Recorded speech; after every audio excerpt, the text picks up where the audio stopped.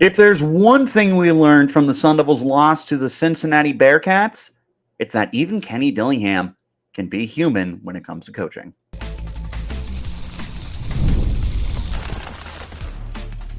You are Locked On Sun Devils, your daily podcast on the Arizona State Sun Devils.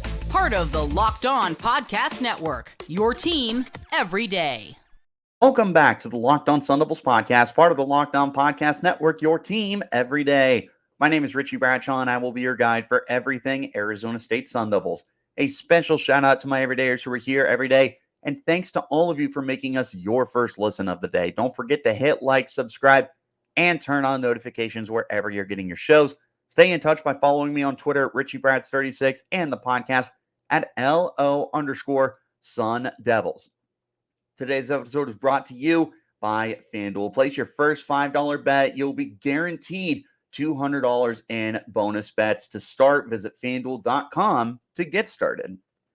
Ladies and gentlemen, welcome back into the podcast. Sorry for the delay, but better late than never. Let's go ahead and just hop right into today's conversation, which is the good, the bad, the takeaways, and what comes next, what needs fixing for Arizona State Sun Devils football after their loss to Cincinnati. We've had a few days to chew on it at this point, and this was, it wasn't the worst loss in the world, but it was a frustrating loss. There was a lot that could have changed in this game, and this is a winnable game for ASU, who pitched a shutout in the second half, and they did things pretty well on offense when you consider that Sam Leavitt was not playing the game. However, this felt like a game where Kenny Dillingham kind of shot himself in the foot, which is why we started the podcast talking about that. Is it felt like Kenny really overthought some stuff and outcoached himself. Like, I'm not taking anything away from Scott Satterfield and the Cincinnati Bearcats and everything that they've been able to accomplish, because they've been a very good football team this year. But I really do feel like ASU should have been able to come away with the win in this game. We'll talk about that more in just a moment. But we got to talk about the good that came out of this game before we start diving into the bad, which there's quite a bit of that from this game. There was plenty of stuff that went right in this game for ASU. And the biggest thing, in my opinion, I don't know if this is a hot take or not. I feel like it is, unfortunately. And that's that I thought Jeff Sims played well. Go ahead and yell at me and take your tomatoes or whatever. I feel like that meme of like the portrait. Hopefully you guys understand where I'm going with this. That portrait of the guy. It looks like he's in court and he's just like standing up and talking. And the way that they use it is to kind of like portray you have like a unpopular opinion or something like that. I don't know. It's a mural. If you saw it, you would know exactly what I'm talking about. Hopefully you do. But that's how I feel when I say this. It comes across like a lot of people were willing to blame Jeff Sims for this loss. I got news for you. He wasn't even one of the 5 biggest reasons the Sun Devils lost this game. In fact, I would tell you that Jeff Sims helped keep the Sun Devils in this game. This was not a elite performance, but it was far from a bad one. 12 of 23 passing, 155 yards. He took 2 sacks. He still ran the ball 14 yards for 53 yards, had some pretty solid drives for the team. He had a really pretty deep ball to Jordan Tyson. He was able to he did okay. It wasn't a great performance. It wasn't a horrible performance. All things considered, with Jeff Sims coming off the bench in a pinch for ASU, you also consider what we know Jeff Sims is from the volume of his career. He's not great. I thought he had an okay ball game. He certainly was not the reason they lost. At the end of the day, he managed the game. ASU only lost by 10, considering everything else that went wrong in this game. Sims could have played a heck of a lot worse, and he sure didn't. Not a problem. Cameron Scabo, he scored both the touchdowns in this game. It's nothing that we're not used to. Scabo is legitimately one of the best running backs in the nation. He's no worse than the second best running back in the Big 12. He has a legitimate argument for the Doak Walker Award to be a finalist, at least, because we all know it's Ashton Genty's award unless something unforeseen happens to him. Scanabu's a beast. He's the whole reason that ASU was in this game. Jeff Sims managed the game well. Cam Scanabu was what kept you going in this game. And it was another one of those performances where Cincinnati stacked the line of scrimmage and they told Jeff Sims to beat him with his arm. He wasn't able to do that, and Scanabu was still able to perform. 17 carries, 75 yards, 2 touchdowns along of 16. There were nice carries. There were some bad carries. Unfortunately, he had a very untimely fumble on the second drive of the game, and it felt like after that fumble, the rest of the team fumbled. This felt like a completely different Sun Devils team the moment that Cam Scanabu turned the ball over, and that's a rare instance for a Cam Scanabu turnover. I think it's his first of the year. This is just one of those things where as soon as it happened, you were like, it's just not going to be our day. This is just one of those situations where I don't know if ASU is going to come out with a win if we're already having to deal with stuff like this going up against us. It happens. It happens to the best of us, is what it is. Next thing that I was really impressed with was Jordan Tyson. It doesn't matter who wide receiver. It doesn't matter who quarterback is. If it's Sam Levitt, if it's Jeff Sims, if it's any of the other backups like Trenton Bourget or Navi Bruzon, doesn't matter if it's Richie Bradshaw, doesn't matter if it's you, the listener. Jordan Tyson is wide receiver 1, firmly established at this point in time. Came into the year, I thought that he was definitely wide receiver 1. He has looked the part. One of the things that I really wanted to see early in the season, first 2 to 3 weeks, I said I want to see Levitt and Tyson establish a connection with each other. They have done that. Tyson has led the team in receiving yards 4 of the 7 games this year. He would have led in week 1 as well, but Kyson Brown had a 69-yard touchdown pass that pushed him past Jordan Tyson. So he's been very consistent for the team. He's really starting to figure out his game over the last 2 to 3 weeks. And this was a great instance to me to show off that, yeah, it's not just a Tyson to Levitt connection or Tyson, reverse it, a Levitt to Tyson connection. This is wide receiver 1. Doesn't matter who's there. This is the guy you're going to funnel targets to. And I think that's a great thing. The 2 things that I really like on defense. Number 1, Miles Rouser. He's as reliable as they come. He's been one of the leading tacklers all season long for the Sun Devils. This game was no different. 13 tackles, 7 solo, 1 of them for a loss.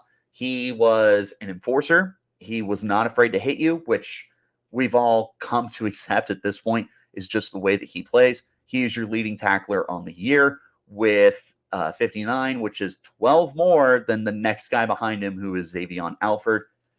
Rouser is phenomenal. He is a great tone setter for this defense. As long as ASU has him out there, I feel like the defense is going to be able to keep up the strong play that they've had this year.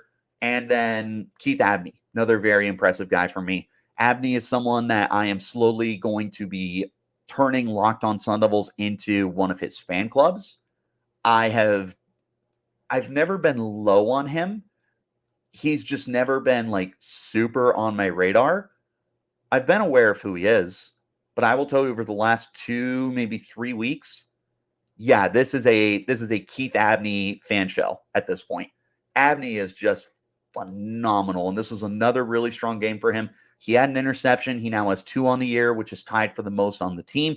He could have had a third one. It just wasn't quite there, unfortunately, but that's okay because he still had a very, very strong game. With the injuries that have mounted up at the corner position and everything that's been asked out of Abney this year, he has stepped up and he has played great football. Love what you've gotten out of Abney. One more thing I do want to mention, I didn't have it in my notes. I did mention it previously, and I want to highlight it again. ASU pitched a shutout in the second half. They continue to have phenomenal second half adjustments under Brian Ward, who is one of the best kept secrets in college football. He's just so smart.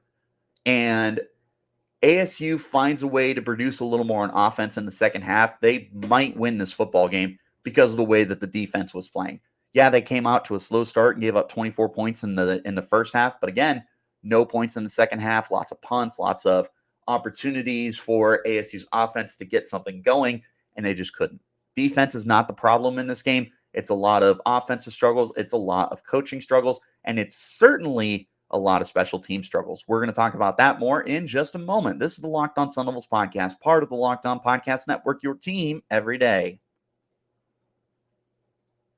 Hello there, sports fans, NFL fans. You can start the season big with a return on FanDuel, America's #1 sportsbook. When you get a hunch in the middle of a game, guess what? You can check out the latest stats, view live-by-play, and so much more on the same page where you place your bets. If you're feeling good about an over or under, if you're feeling good about a money line, a what are they called? A player prop, that's what they're called. You can bet on them right there. Also, this is not just for my NFL fans, college football fans, or hockey fans. The NBA tipped off earlier this week. You can jump in on all that action as well. And when you jump in on the action, you'll get $200 in bonus bets guaranteed when you place your first $5 bet. That can be on anything. That money line, those prop bets, whatever. Place your first $5 bet. You're going to get $200 in bonus bets guaranteed to play on any sport that you want. So again, get a big return on FanDuel to start the season. FanDuel, America's #1 sportsbook. Wherever you're getting your shows, like, subscribe, turn on those notifications so you get that update whenever we post new content. I appreciate each and every single one of you for tuning in and making us your first listen of the day. A special shout out to my everydayers who are here every day. Let's talk about the bad in this game. And there's really only 3 points, but man, are these 3 really, really big obstacles. Let's start with the most obvious, the elephant in the room, kicking. ASU, 0 for 2 on field goal attempts in this game. They weren't 50-plus yarders. They were makeable field goals. Was not in the cards for ASU. In fact, Ian Hershey has a 47-yard long this year. He started the year pretty darn good. And over the last 3 games, he has not made a field goal. He has struggled just all around. This has not been a good season for Ian Hershey. Carson Kiefer, not very good either. He has missed extra point opportunities. In fact, when he came off the bench for Ian Hershey 2 weeks ago against Utah, he flinched, and he hasn't been good. We have not even seen Parker Lewis on any kicking opportunities. We see him on kickoff duties. What does that tell you? Like, I understand a lot of people are like, we should give him a chance. If they're not willing to give him a chance, that tells you a lot, which is why Kenny Dillingham said that they were going to have kicking tryouts this week for a potential walk-on. We are obviously paying attention to that. There's been a lot of guys out there who have been advertising themselves to try and make the team, none more so than Nolan. Oh my goodness, I have to look it up. I can't remember his last name. Nolan Krasinski. Yeah, Nolan Krasinski. Okay, I was right. I shouldn't have doubted myself. Nolan Krasinski, great story. Look him up if you have not seen it already. Hopefully he is able to make his dreams come true as a walk-on kicker for ASU. But they have got to get that figured out, because that was 6 points off the board for ASU. You're talking about a 20-24 ball game. Things are a lot different. Maybe ASU is able to do a little bit more with those opportunities. Now, with that in mind, when Kenny Dillingham decided to kick field goals, it wasn't the most popular opinion on Twitter. There was a lot of people, fans, media members alike, who were questioning the decisions of Kenny Dillingham. And I think that they were valid questions. An example. Kenny Dillingham is aggressive in going for it on 4th down early on in the game, and they were not successful. On the day, ASU goes 0-2. Both of those attempts came in the first half. Really unfortunate. Second half rolls around. You are down 24-7 at the start of the second half. You're able to get a score. You get it within 10. And then from there, I don't even know how to explain it. Like, Kenny Dillingham went from being super aggressive to super passive. And he's got field goal attempts running out there in situations where normally you would expect him to go, and analytically you would expect him to go for it, and he didn't. And he put the hands of the game in his kicker, and the kicker flinched. It sucked. It really sucked to watch this kind of performance end up ruling out for ASU. Because you go back to the first half and it's like, maybe you should have taken your points in opportunities like that, or in the second half, maybe you should have gone for it when you had those opportunities. I feel like if you flip-flopped when they decided to go for it versus when they decided to kick their points, you could justify it a little more. But this was a strange coaching performance. And I truly thought that just overall, Kenny Dillingham really overthought this game. This did not feel like a typical Kenny Dillingham game, one that we've grown to be accustomed to at this point in time. It just wasn't. And to me, that was the biggest reason why ASU lost this game is, the special teams was massive. And again, you make those 2 kicks as a 4-point game, the dynamics definitely changed at that point in time. And you're certainly becoming more aggressive. Once you kick 1 field goal, you're going to be more aggressive because now it's a touchdown game. This game was just so different because of the struggles with the special teams, but it was also a different game because Kenny Dillingham was just inconsistent with when he wanted to be aggressive, when he didn't want to be aggressive, and when it was appropriate to be one or the other. Frustrating. Last thing I want to point out, this is more of a question than anything else, and I don't know how much I believe it. Can ASU win on the road? The reason I bring that up, ASU is a perfect 4-0 at home this year. They have done a very good job defending home field. They crushed Wyoming. They were able to hold off Mississippi State. They cruised past Kansas. They cruised past Utah. They had very good games at home to be 4-0. Look on the road. They struggled against Cincinnati. They struggled against Texas Tech. And they had to make a big-time adjustment at halftime to sneak by Texas State. You could be talking about a 4-3 football team that is 4-0 at home and 0-3 on the road. They did get the win over Texas State. That's awesome. Cincinnati and Texas Tech, you lose by 1 possession, but man, those are tough losses. They're in division too. You're 2-2 in the division. You're not out of it to compete for the Big 12 title. And that is a future conversation that we will have on the show. You're not entirely out of it, but you have really put yourself behind some of the other teams like Iowa State, BYU, Kansas State, even Texas Tech is still in this bad boy. You are behind the 8 ball. Colorado is probably ahead of you. You're behind the 8 ball right now. ASU has got to get some stuff figured out. It's not the end of the world, but you got to figure out if you've got what it takes to win on the road, because your last 5 games, 3 of them are on the road: Oklahoma State, Kansas State, and Arizona. None of those are easy.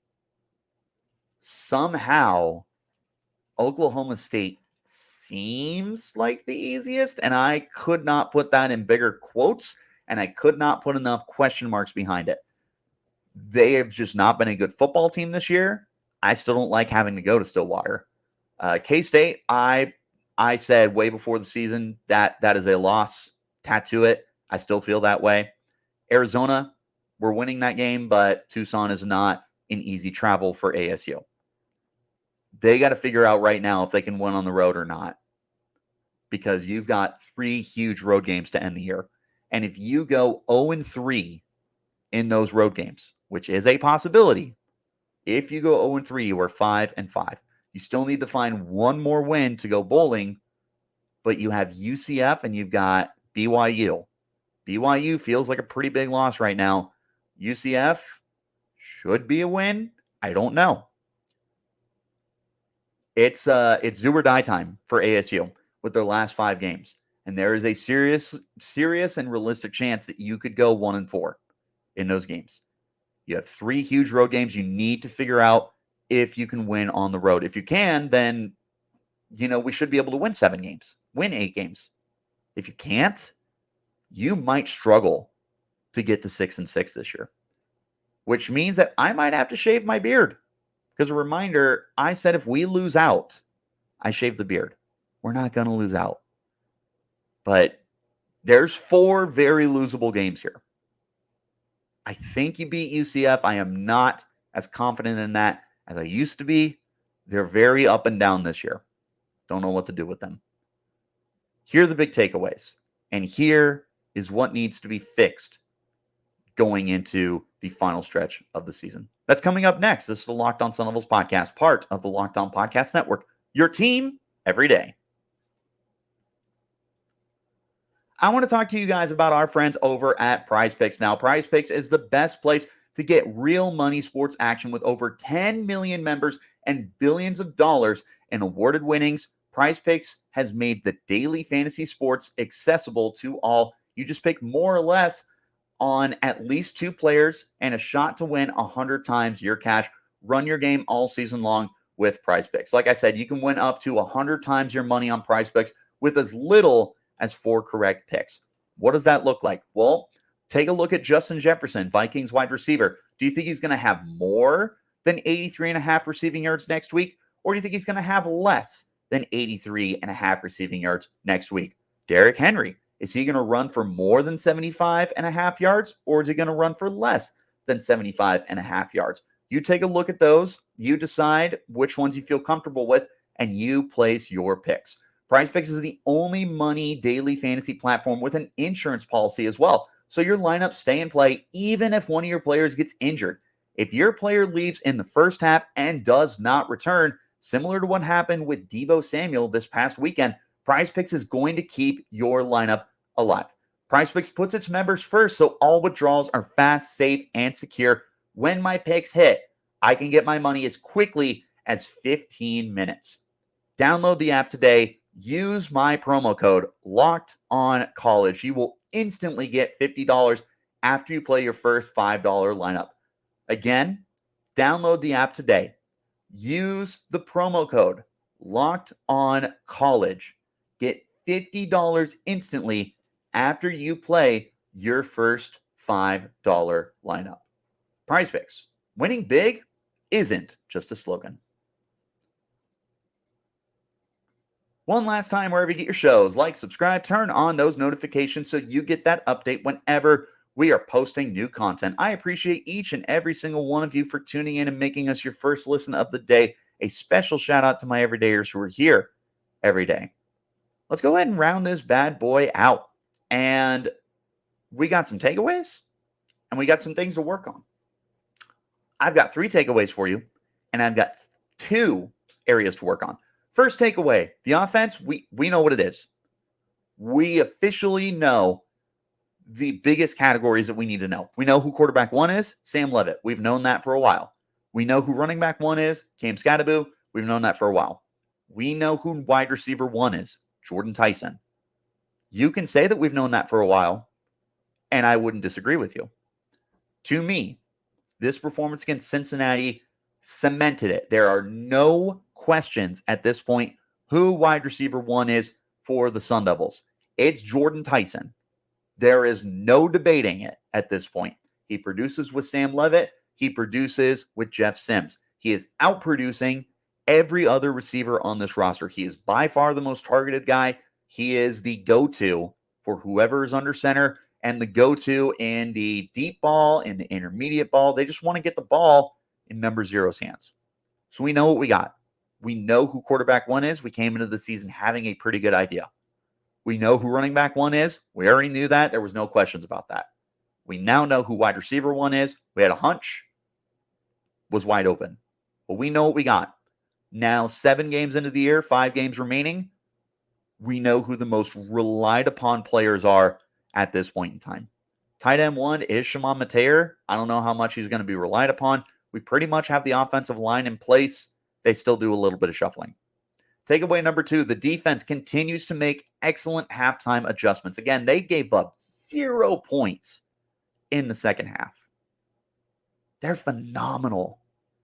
And Brian Ward deserves flowers, not just from the Locked On Sun Devils podcast, who is big fans of Brian Ward. More people need to appreciate defensive coordinator Brian Ward and everything that he has done. And I mean, the rest of the defensive staff as well deserve some love too. They have clearly built something here that these guys, these young men are buying into, that they are executing at a high level, and they are really getting the attention of all sorts of people. They've got something going on in defense right now. And the second half adjustments have just been so terrific this year for the Sun Devils. Like, I cannot understate enough how dynamic they have been in the second half of games this year. They have just found ways to really clamp down on their opponents and give Arizona State ways to win the football game. To me, this was a huge assessment of that. I could also look at the Texas Tech game, I would say, where they gave up 13 points in the second half when ASU was down a touchdown. It wasn't the greatest performance. I still thought they had a really good second half. Texas State, definitely the big performance there, only giving up 7 points in the second half, which was the opening play of the drive. This defense makes great adjustments. It's not just second half. Sometimes it's after the first few drives. Great defense, and a lot of it is due to Brian Ward. Last takeaway, Kenny Dillingham, he's got to get this ship right. He has got to get things turned around if ASU plans on contending. They're 1 win away from a bowl game. That is a huge win for this program if they're able to get that far. I predicted them 7 wins at the start of the year. I'm still sticking with 7 wins. I'm hoping we can get more. There was a point in time during the season where it felt like you could contend for the Big 12. This loss to Cincinnati took a huge hit to that opportunity. Like I said, 2 losses doesn't put you out of it just yet. You're in a tough spot, though. You probably have to win out if you are going to go to the Big 12 title game. And that's not going to be easy, and it's probably not realistic. We'll see what happens. But if ASU is going to contend, seriously contend, or at least try for like a big-time bowl game as a 9-win team, they got to get this thing turned around. There are issues here that are underlying that we have seen all season long. Got to get it figured out. 2 things. What needs fixing? Number 1, you got to overhaul the kicking position. I do not feel comfortable rolling with Ian Hershey or Karsten Kiefer for the remainder of the season. May they prove me wrong, and may they have the odds in their favor of making me look like a silly goose. Till then, I don't got faith in them. Hopefully Nolan Krasinski is able to get that job. Whoever ends up getting an opportunity for the Sun Devils, I'm looking forward to it. But this kicking game has got to change. It's been a struggle all season long. It has now cost us several football games. It's making games closer than they need to be, and we're losing. Got to figure it out. Last thing that needs fixing, I just need the coaches dialed in. Brian Ward is dialed in. I have no questions with Brian Ward. I don't have a ton of questions with Kenny and with Marcus Arroyo. I have more questions than I have with Ward when it comes to them. And this game was another good example of that. When ASU was humming on offense, they're hard to beat. When they have to make adjustments, it's not as easy for them. And it makes sense. It's understandable. They've got some kinks to be working through with this well-oiled machine. You can get there. And I think they can get there before the end of the year. This is still an 8-win football team. It's not like they're just going to stall out. More than likely, it's not like they're just going to stall out. There's always that chance. I think they can get it turned around. But it starts with this last bye week. There's stuff to figure out. That was the good. That was the bad. You take them both. There you have the takeaways and what needs fixing from the Sun Devils after this loss to Cincinnati. What did you guys take away from this loss now that you have had a handful of days to really chew on it, digest it, and formulate your opinions. Let me know in the comments. You can hit me up on Twitter too at Richie Bradshaw36 and the podcast at LO_Sun Devils. Wherever you're getting your shows, hit like, subscribe, and turn on notifications so you get that update whenever we post new content. I appreciate each and every single one of you for tuning in and making us your first listen of the day. A special shout out to my everydayers who are here every day. Ladies and gentlemen, we will be back pretty soon. Within the next couple of hours, I will have a instant reaction that I wasn't able to get up yesterday to Adrian Wilson, 4-star wide receiver, decommitting from Arizona State. We're going to talk about what it means, what happens next for ASU. Don't worry. This will be a nice, quick episode so you can fit this one in as well. Bottom line, though, I'll see you guys tomorrow because we got to grade this game. Offense, defense, coaching, and an overall grade. Lots to do coming up on Locked On Sun Devils. I'll see you next time. Until then, you keep it locked right here on Locked On Sun Devils.